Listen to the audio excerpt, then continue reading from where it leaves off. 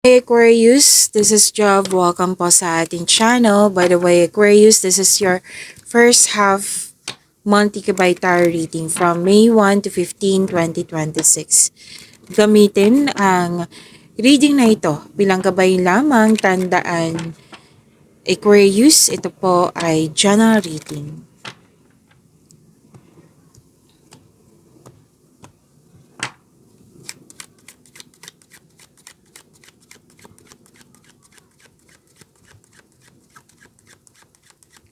Mga parating po para kay Aquarius ngayong May 1 to 15, 2026.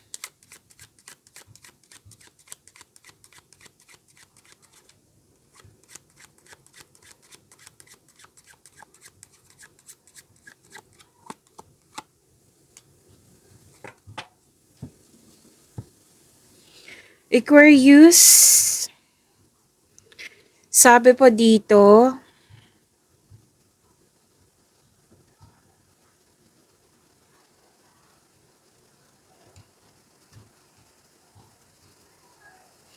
okay, someone is leaving. Pwedeng aalis ka.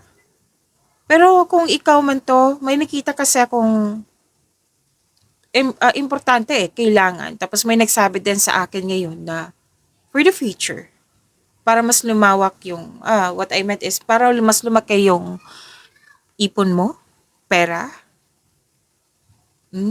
Like for example, para mas makuha, yung kailangan mong mag-abroad para mas lumaki yung sweldo mo, para mas lumaki yung ipon mo. Yan.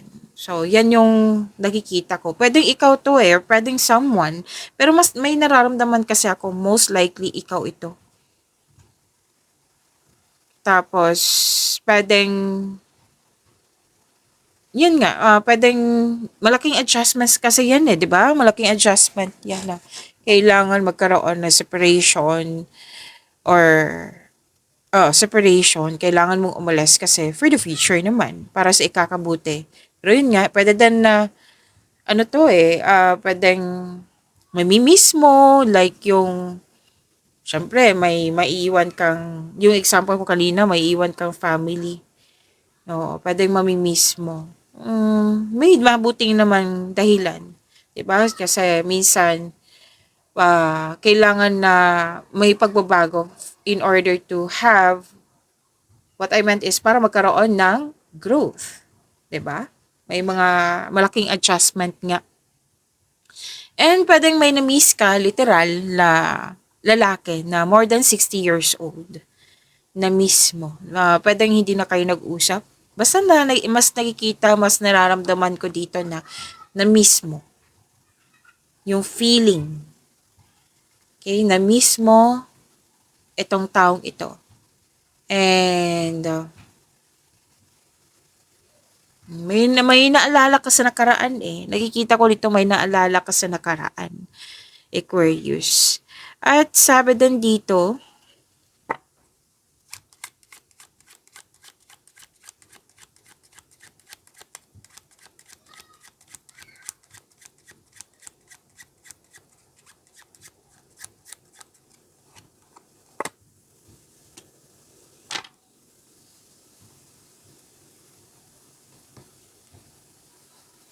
okay, marami kang dito.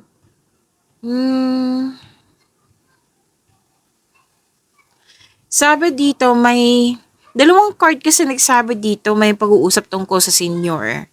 Pwede din naman magkaiba to, pero dalawang card kasi nagsabi dito na pwedeng iisa talaga tong taong ito, senior. Tapos may pag-uusap tungkol sa retirement, sa katagalan, at pwedeng may kausap ka na attorney or taong maraming alam. Nag-uusap dito tungkol sa kontrata Tapos may person dito na lalaki, more than 40 years old, pwedeng ikaw ito kung Aquarius or pwedeng ibang tao na malaking influence, like pwedeng ito yung humingi ng tawad sa iyo, pwedeng itong yung nagbigay ng wisdom message sa iyo, pwedeng ito yung attorney na kausap mo.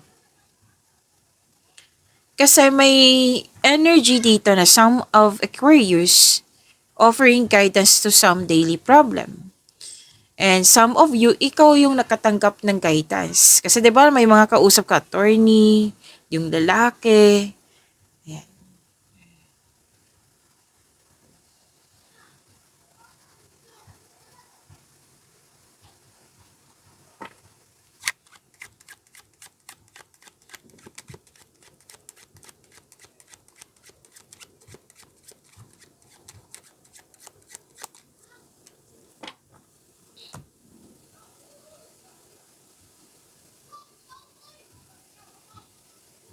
Makaka-receive kayo ng magandang balita, Aquarius. Yes. Congratulations, Aquarius, kasi may test or exam. Nakapasa po. Kung hindi man ikaw to, pwedeng someone na malapit sa iyo na happy ka sa kanyang achievement. Happiness niya, happiness mo rin. So may mahalagang announcement po dito. Makakatanggap din po kayo ng positive results. Oh, ang ganda naman. Malakas din yung intuition mo. May nangyaring loyalty, generosity, protection. Ang sabi ng yung card dito, itong success na sinasabi dito, makukuha mo ito kung meron kang meron kang strong values and good intention sa bawat ginagawa mo. Okay? Magbibigay yan ng success sa iyo. Success in love, faithfulness. Okay, andito na naman yung salitang attachment. Dalawang card na mismo nagsabi niyan.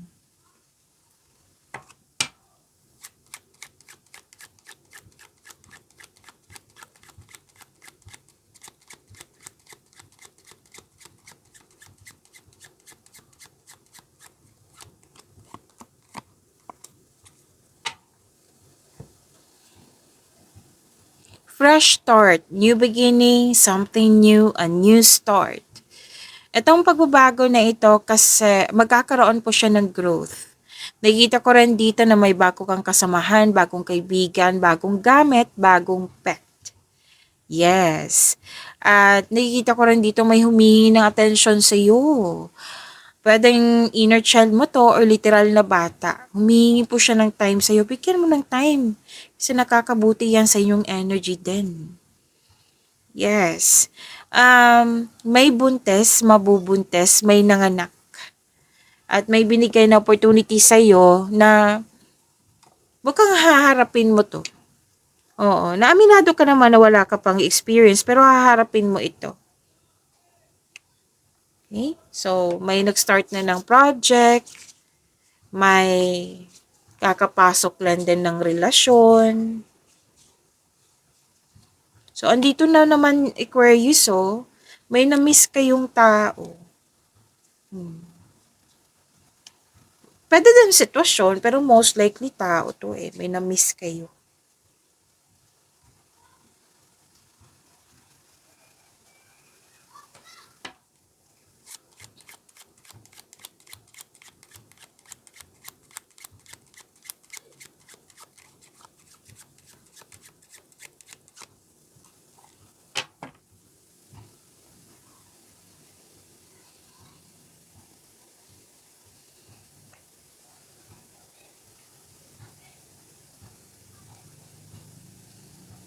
New journey. Itong new journey na ito, in-embrace mo. Itong new journey na ito, in-embrace mo like, hindi siya labag sa loob. At itong new journey ito, magkakaroon po ng self-discovery or progress. Yes. May bakasyon din. Adventure, bakasyon. So, new journey, adventure, bakasyon po ito. May ano dito eh, pwedeng invitation to na kailangan pumunta. Na kailangan mong pumunta. So, may change of position din dito or change status. So, may pagbabago talaga, oh.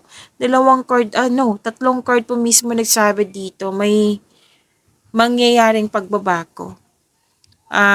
Expect nyo po sa pagbabago na ito, marami kayong ginagawa. May relocation akong nakikita dito. May change of mind din.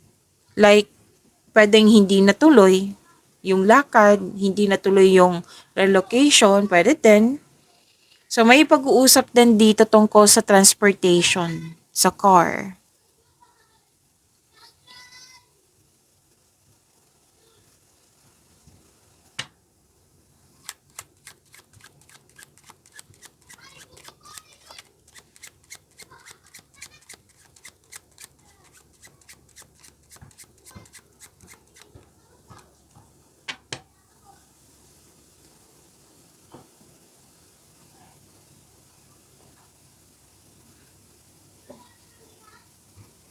Okay, oh, 1, 2, 3, 4. Apat na chord. Nagsabi dito na may ending na new beginning. Di ba ganyan naman? So, magkakaroon ng pagtatapos to make new room for new start, new beginning, for new opportunities. Oo. So, may nakita talaga ako ditong finalization, ending, farewell. Oh, okay. May change of mind dito. Pwedeng hindi natuloy talaga yung relocation. Pwedeng ikaw mismo nag-decide na hindi matutuloy yung relocation. At sabi din dito na it's time to move on. So, mag-move on ka. Sabi ng card dito, forget the past and focus ka sa new direction na dumating sa iyo. Okay? At sabi din po na may tumiwalag ka. Tumiwalag, umiwas, space, break up, separation. Dalawang card kasi nagsabi dito.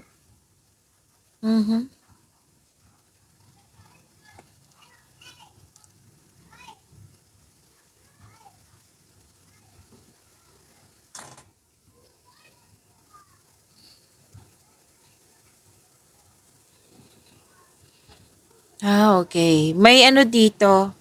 May mangyayaring development, progress, improvement, something valuable. Tapos may nakita ko ditong magiging pabor sa iyo. Okay? At may nakita rin ako ditong the act of giving and receiving. Pwedeng ikaw yung nagbigay, pwede din ikaw yung naka-receive. Opo, tapos may regalo. May nakita kong regalo at tulong po dito. Again, pwedeng ikaw tong nagbigay, pwede din ikaw yung naka-receive.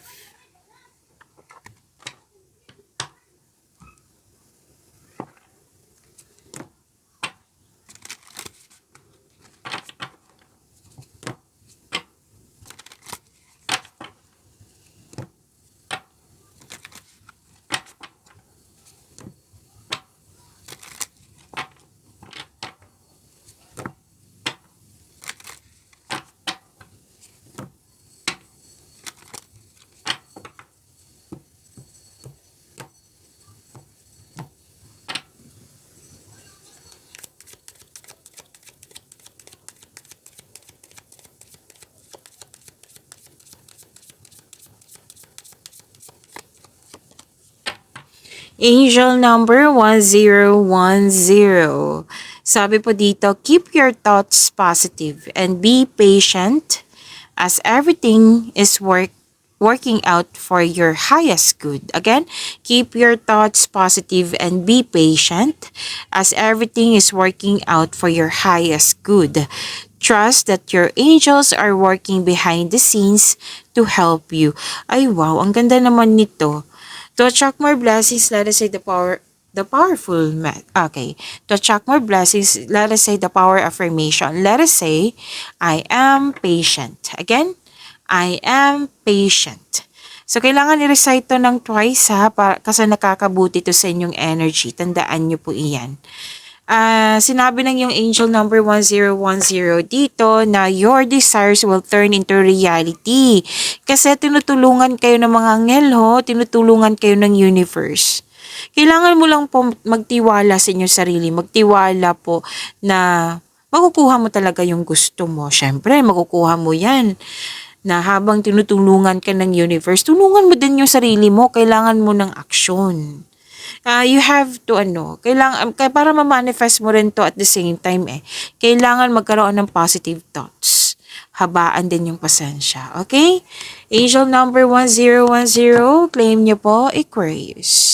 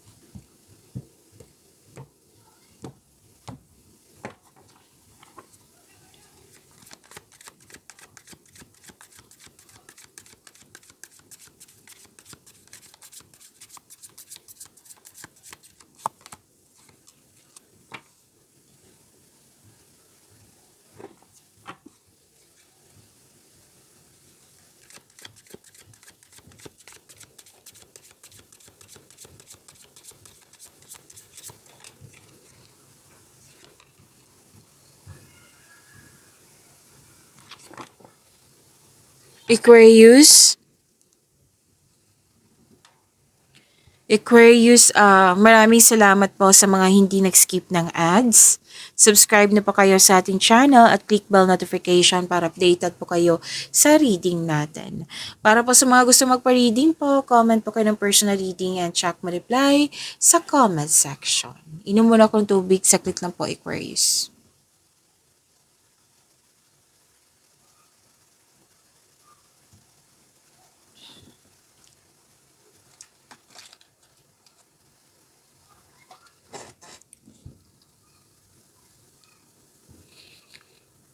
Andito yung sense of adventure.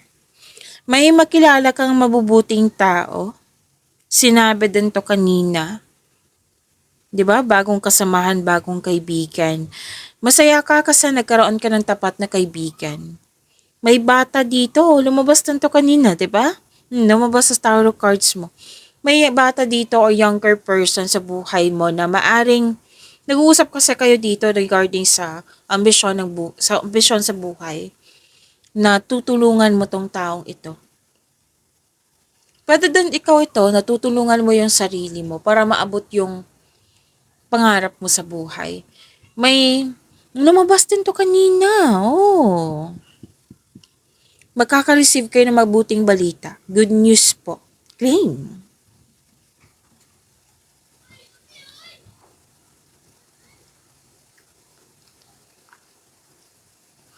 Nakikita ko dito masaya. Masaya, stability, lalo na sa mga may relasyon dito.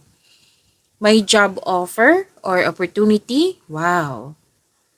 Na magiging excited ka kasi naka-align to sa passion mo. Alam na alam mo yung gagawin mo. Expect nyo po ngayong first half of the month, Aquarius, na magiging busy ka. Huwag mo lang kalimutan na i-prioritize mo yung task na may time management para maiwasan tong nakikita ko ditong burnout. Kasi mukhang may, deadline promises na nangyari. So just make sure you can deliver on your promises, Aquarius. Habang nagsasalita ko, barating may nagsasabi sa akin, Libra, Libra.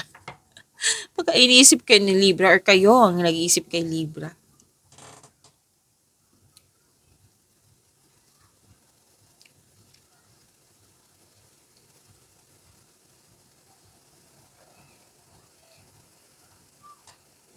Okay.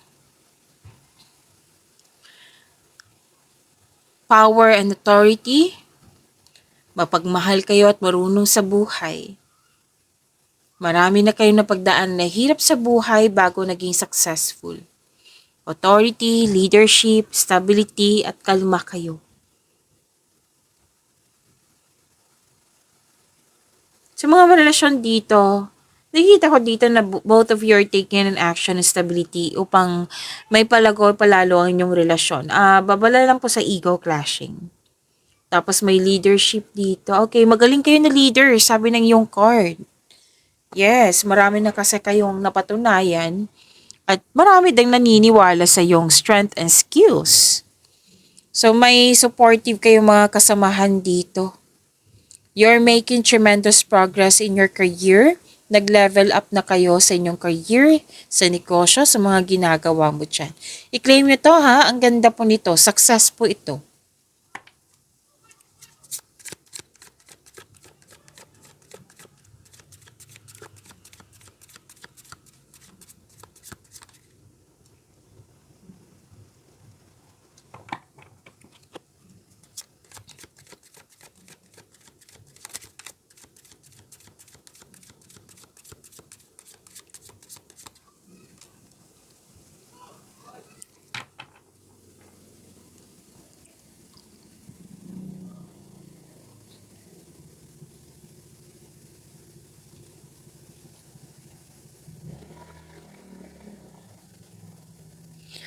Okay, sa career and money nyo.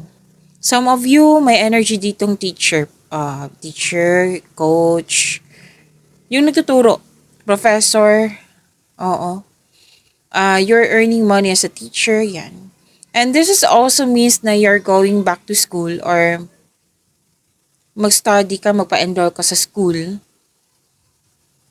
Pwede din na self-study to or nagpa-enroll kayo sa workshop, ano pa, seminar, or mag-take ng masteral or board exam para magkaroon ng traditional career path or moving up to the ladder of success. Any kind po, basta may masusunod na tradisyon dito, Aquarius. Para magkaroon nga ng growth, para magkaroon ng, yung masunod talaga yung traditional career path. Okay? And sinabi din dito na wag masyadong, kumbaga, required naman ito na maging mabait, diba, sa sarili, sa kapwa natin. Pero be careful lang kasi may nakikita ko dito nag-take advantage sa iyo. So, meaning to say, wag kayo magalit. Kundi, put limitation lang kasi nakikita ko ditong inaabuso yung kabaitan mo. Okay?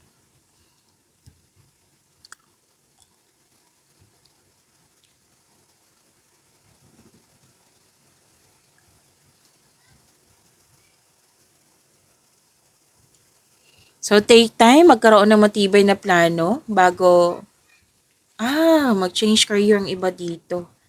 Kasi may, ano papasok sa career or pwedeng negosyo po ha. Oo, career tong negosyo.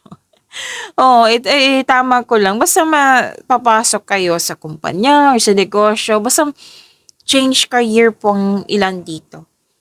At huwag kayong matakot mag-decide. Kasi naging guarded kayo dito na natatakot mag-decide or iniiwasan na magkaroon ng failure. Na ayaw magkaroon ng negative outcomes. So, fear kasi to Kailangan mong i-release tong fear na ito. Kasi kung hindi man, parati kang magkakaroon nito, 'di ba? Mas mabibigatan ka. So you have to release this fear na nakikita ko dito. Natagalan ka sa paggawa ng desisyon magkakos kasi ito ng delay. Aquarius, sabi ng yung card. So, maging kalma at don't hesitate too long. Makinig kasi yung intuition at magtiwala sa inyong sarili, of course. 'Di ba? Kasi may mga kumakain pala ako ng strepsils. Kasi kailangan na. Opportunity kasi ako nakikita dito. Tapos, ang natagalan lang, at sana yung hindi magkaroon ng delay nga. Kasi yan talaga yung magkakos ng delay. Yung matagalan na gumawa ng desisyon. You have to trust yourself also. Aquarius, magtiwala sa inyo ang king matalino kayo Aquarius, magtiwala ka sa ang king talino mo.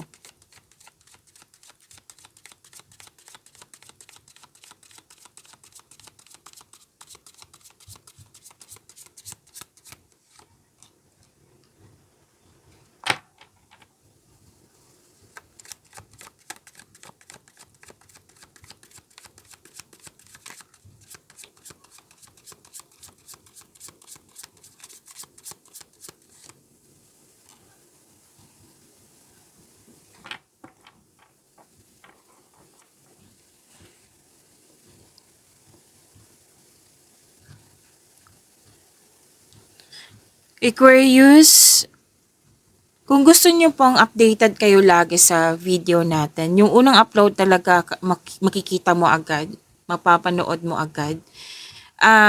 I-click niyo po yung bell notification.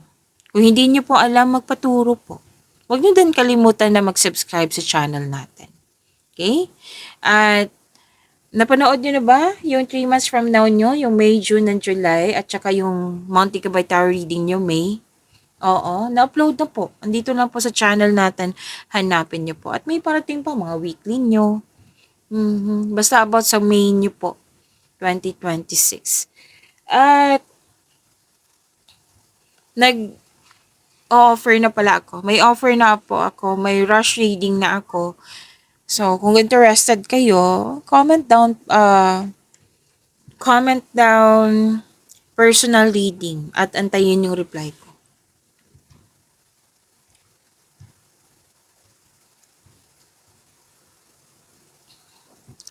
Sa mga may relasyon, wow, abundant in life, lahat kayo. Naging generous din kayo. Sa mga may relasyon sa buhay mag-asawa, maalaga kayo, nakikita ko dito, maasahan din. Magtiwala po na magbuo kayo ng lasting partnership, okay?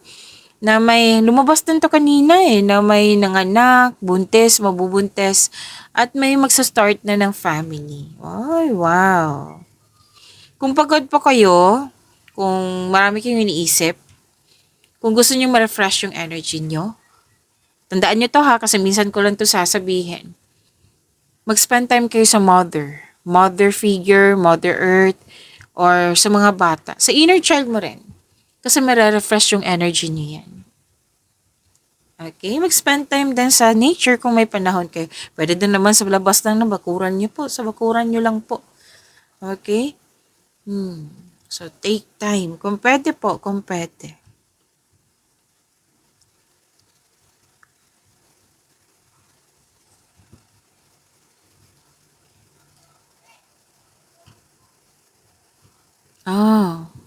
Lumabas din to kanina, yung separation, tumiwalag, umiwas, space. Tandaan nyo, lumabas siya dito, oh.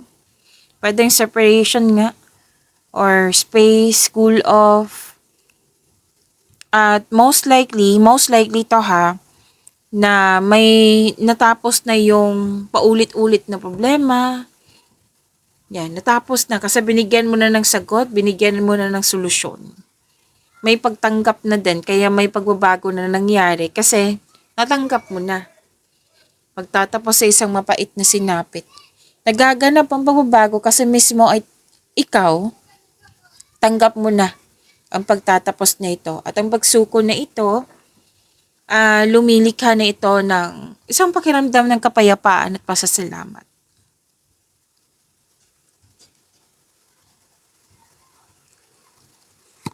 At sabi din dito, na umiwas kayo sa toxicity, single ka man, may relasyon sa buhay mag-asawa.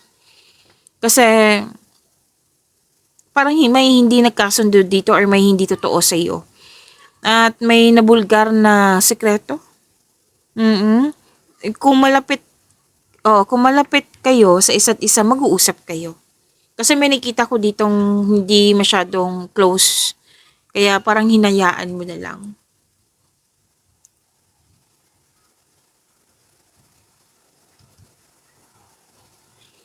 Dalawang card po mismo nagsabi dito na malakas ang iyong intuition.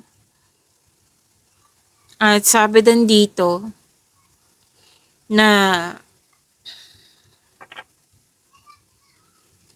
makinig sa inyong intuition. Ito pa rin yung sinasabi na magtiwala kayo sa inyong sarili kaysa mag-overthink. Kasi nakikita ko dito yung overthinking or overanalyzing. So, trust your feelings instead of overthinking. Makinig din sa inyong intuition kasi kung mayroon kang emotional intelligence, this will lead you to the answers you need about your romantic urges. Okay? So, may malalaman ka talagang sekreto. Mag-uusap kayo nito. At sabi din dito, magkakaayos kayo. Kasi may new beginning na sinasabi dito. Single ka man, may relasyon sa buhay mag-asawa. Nakikita ko dito. At andito din yung paghahanda sa pagsasama. Mhm. Wow, ang ganda naman nito, abundance din. Pag-imanin niyo po yung blessings sa binigay sa inyo. Aquarius, see you tomorrow. Maraming salamat po.